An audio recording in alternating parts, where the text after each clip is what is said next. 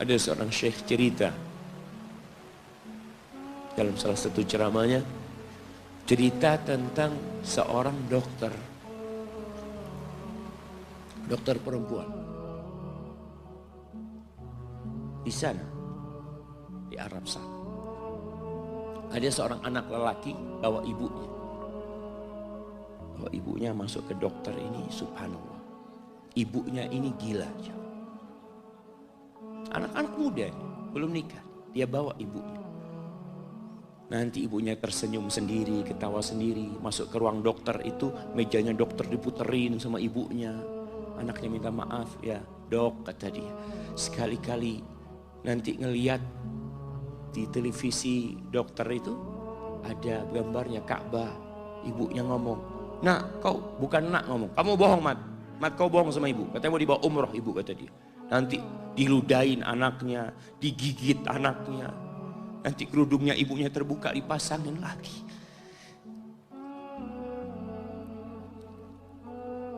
Itu dokter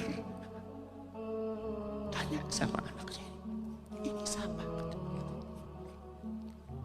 Ibu anak, kata dia. Sejak kapan dia seperti ini? Sejak lahir. Loh, terus gimana engkau bisa lahir? Iya, sama kakek anak, ibu anak dinikahkan. Tapi 10 bulan diceraikan. Ya karena seperti ini, anak lahir dari rahim ibu anak. Dan seperti ini kelakuan. Iya kata dia. Engkau berbakti sama dia, kata dia. Dia kan nggak kenal sama engkau. Iya, dia nggak tahu sama anak. Tapi Allah tahu kalau dia ibu anak. Tahu kalau dia ibu anak. Anak harus berbakti. Ditanya, ibumu sakit apa? Ibu kena gula, katanya kena ini. Setelah dikasih resep, itu dokter cerita, pasiennya keluar, ditutup pintunya. Dokter ini nangis. Dia mengatakan, ana sering dengar ceramah tentang birrul walidain. Ana sering mendengarkan tausiah ustaz tentang berbakti kepada orang tua. Tapi ana baru sekarang melihat kebaktian seorang anak sama orang tuanya. Ibunya gila, dia tetap berbakti. Dan dia mengatakan, iya ibu anak gak tahu sama anak, tapi Allah tahu kalau dia ibu anak. Dan dia ngasih wasiat supaya kita berbakti sama orang tua itu Allah, jemaah. Apapun yang dilakukan orang tua kita.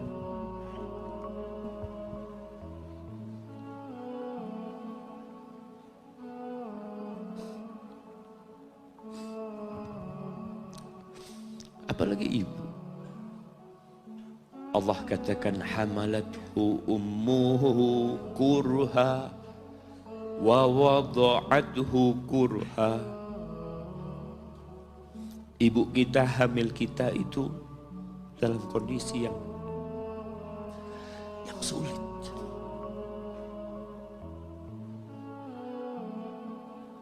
Ada ibu yang harus bed rest demi anaknya lahir.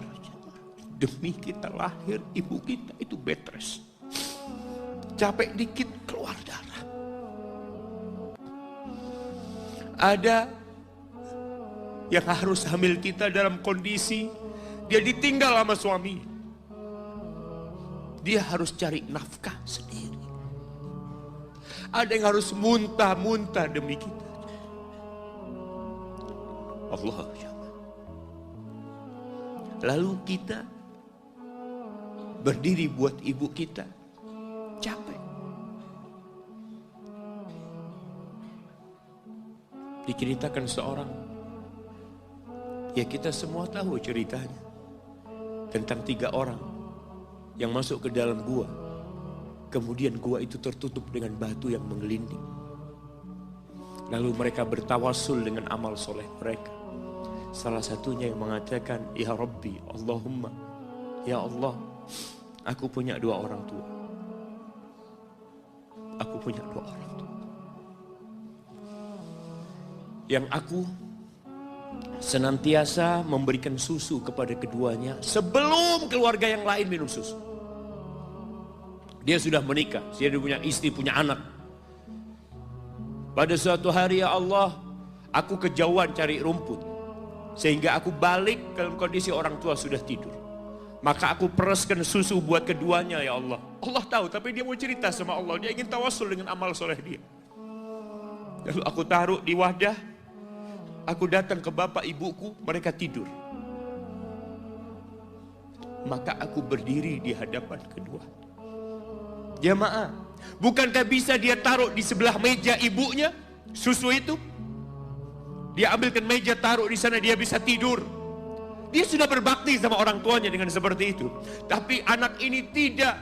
Aku berdiri, ya Allah, aku gak ingin membangunkan keduanya. Dan aku terus berdiri, aku pegang itu susunya. Sampai mau subuh bangun, aku serahkan kepada kedua. Anak-anaknya nangis minta susu. Kata dia, lah, sampai bapak ibu aku minum. Kalian jangan minum. Kita kadang-kala sudah menikah lebih peduli sama istri kita. Lebih peduli sama anak-anak kita. Nggak ada hadis yang mengatakan anak itu pintu surga, jemaah. Yang ada itu orang tua pintu surga. Kita peduli sama anak-anak kita. Beli oleh-oleh buat istrinya. Ditelepon istrinya mau apa, kepingin apa. Pernahkah engkau telepon ibumu? Tanya, Umi kepingin apa, Umi? Ana lagi dalam perjalanan, Umi. Jamaah, itu anak, Masya Allah, dia berdiri. Kenapa dia kuat, jamaah? Karena dia tahu Allah yang nyuruh dia berbakti. Mungkin tidak ada yang melihat berdirinya dia, tapi Nabi ceritakan berdirinya dia. Dari malam jamaah sampai pagi. Berapa jam dia ingat, ibuku hamil aku 9 bulan. Capek.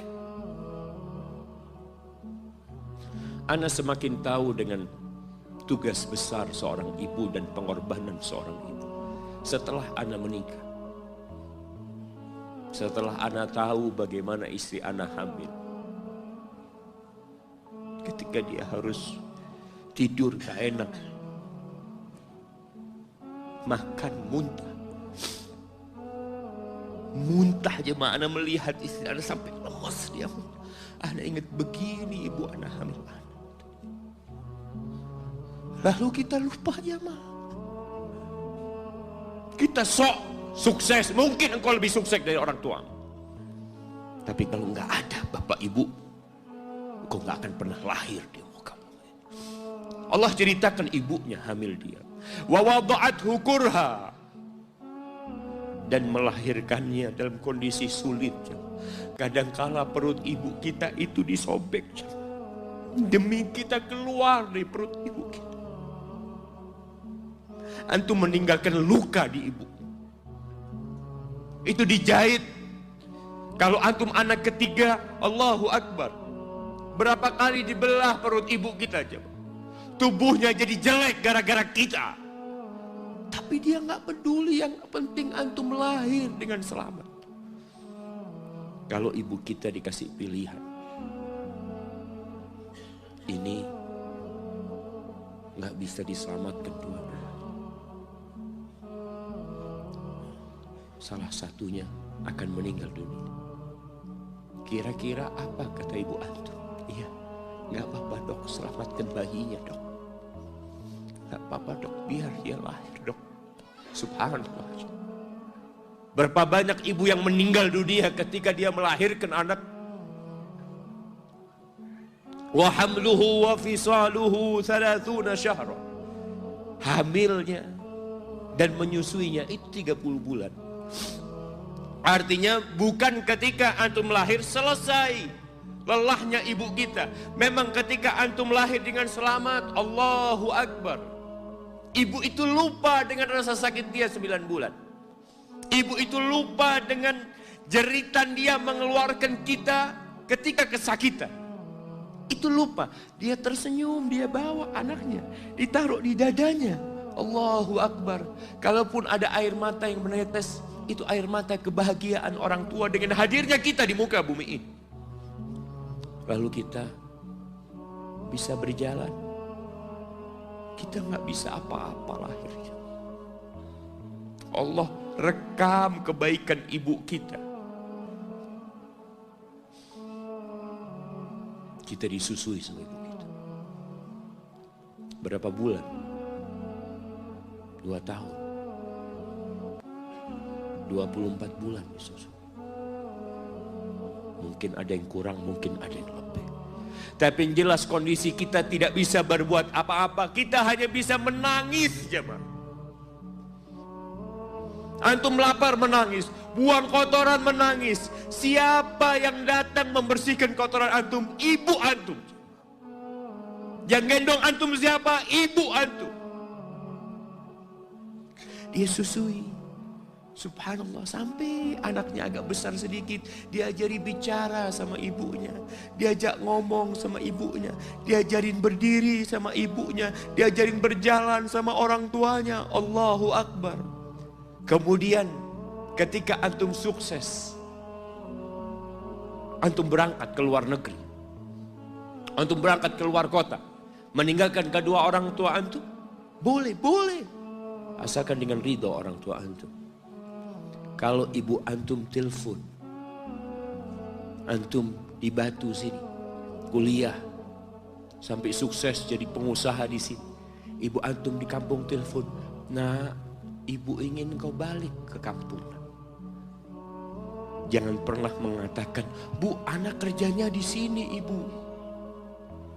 Saya ditugaskan di sini, tinggalkan semua pekerjaanmu, pulang ke rumah. Ustaz, gimana dengan istri dan anak-anak anak? Yang ngasih makan istri sama anak-anak antum itu Allah Jalla Jalla. Bawa pulang ke kampung, hidup sama ibu antum. Jamaah, ada seorang sahabat yang izin untuk berjihad, izin untuk mendapatkan surga yang paling tinggi, izin untuk bisa memberikan syafaat kepada 70 dari keluarganya.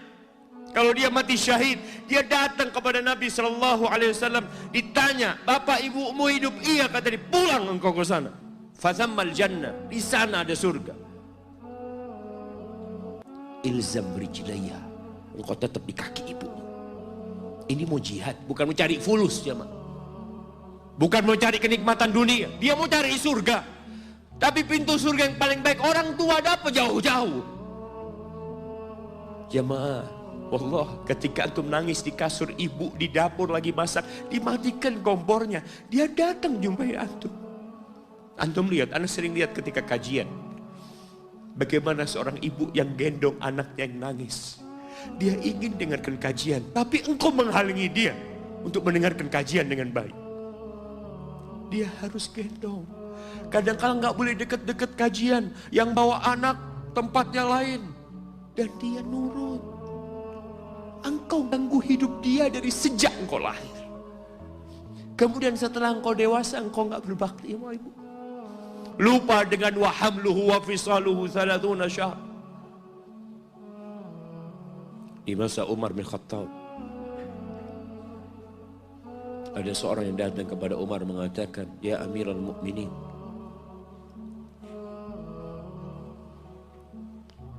aku ini jadi kendaraan buat ibu. Aku ini yang membersihkan kotoran ibu, dan aku palingkan wajahku. Ibuku sudah lumpuh, gak bisa apa-apa, dan aku berusaha untuk berbakti sama dia. Aturani qad jazaituha. Gimana menurut? Apakah aku sudah balas kebaikan ibu? Kata Umar, la. Kata dia, enggak, belum. Ya Amirul Mukminin, bukankah aku sekarang ini telah berbuat kepada ibuku seperti ibuku berbuat kepadaku waktu aku kecil? Artinya sama pekerjaannya sekarang ini. Aku yang menyuapin ibuku, aku yang membersihkan ibuku, yang mengantarkan dia ke kamar mandi. Semua yang pernah dilakukan ibuku, kira-kira sudah aku lakukan semua sekarang. Kata Umar, enggak sama. Kata dia. Ibumu waktu merawatmu ketika engkau kecil, ibumu berharap engkau bisa hidup. Sedangkan engkau sekarang merawat ibumu ketika sudah tua sakit-sakitan. Engkau berharap ibumu mati.